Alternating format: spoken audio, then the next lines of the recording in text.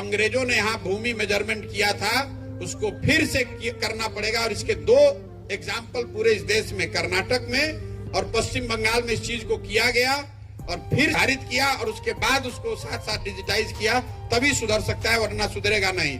अभी बिहार में जो भूमि के पास जमीन नहीं है, तो आपका विजन क्या है भूमि से संबंधित? जो इतने सारे विवाद आते हैं, 80% जो मुकदमे जा रहे हैं न्यायालय में, उसमें लगभग मुकदमे जो है, विवाद जो है जमीन से संबंधित है। तो जमीन से संबंधित अभी जो सरकार कर रही है 2011 से सर्वे, वो सर्वे अभी तक नाकाम रहा है और आने वाले समय में भी हमको नहीं लगता कि वो सफल होगा, क्योंकि उसके सफलता का कोई ठोस उपाय नहीं है। तो मेरा यही आपसे सवाल रहेगा कि जो मूल जड़ है विवाद का, न्यायालय में इतने लंबित मामले हैं, तो आपका भूमि से संबंधित क्या विजन है? देखिए, बिहार जो है, मैंने आप जो पूरी बात कही आपने नहीं सुनी कि स्वतंत्रता के बाद बिहार देश के कुछ गिने चुने राज्यों में है जहां भूमि सुधार की दिशा में कोई प्रयास नहीं किया गया।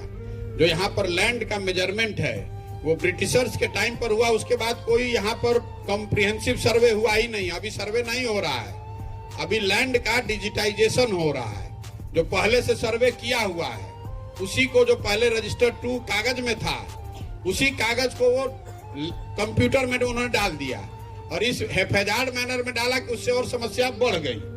जब तक यहाँ पूरे भूमि का फिर से मेजरमेंट ना हो, जो 1900 के शुरुआत में अंग्रेजों ने कराया था, पूरे बिहार के भूमि को, जैसे कर्नाटक में हुआ, कम्युनिस्टों ने बंगाल में किया, एक एक इंच को आपको फिर से नापना पड़ेगा। कोई उसमें शॉर्टकट नहीं है। भूमि का स्वामित्व जो है उसको निकालना पड़ेगा कि किसके पास कौन सी जमीन है, और फिर उसका जब डिजिटाइजेशन कीजिएगा तभी इसका सुधार हो सकता है। अभी आधा अधूरा करीब करीब यहाँ 5.5 लाख एकड़ जमीन जिसका स्वामित्व ही डिस्प्यूटेड है, जो आप बात बता रहे हैं। भूदान की जमीन कहाँ गई? भूदान आंदोलन हुआ बिहार में, भूदान का जमीन किसके पास है किसी को पता ही नहीं है। यहाँ पर जितने लोग बड़े बड़े यहाँ पर मठाधीश थे, उनकी जमीन कहाँ गई किसी को पता ही नहीं है। यहाँ चूंकि फ्यूडल सोसाइटी है तो डर के सामाजिक न्याय की यहाँ बात हुई है, लेकिन आपने देखा होगा लालू जी हो चाहे नीतीश जी, इन्होंने भूमि सुधार को छुआ ही नहीं। जिन वर्गों को लालू जी दावा करते हैं कि हमने आवाज दिया, वो ठीक है, आवाज उन्होंने दिया पिछड़ों को, लेकिन उन पिछड़ों को उन्होंने जमीन नहीं दिया। उन्हीं लालू यादव ने पिछड़ों के लिए स्कूल नहीं बनवाया, उसको पूंजी नहीं दी, उनको आवाज दे दिया और ये कहा कि हमारे नाम का और हमारे बच्चों का नाम का जय जयकारा जिंदगी भर करते रहो, हमको राजा बना के रखो।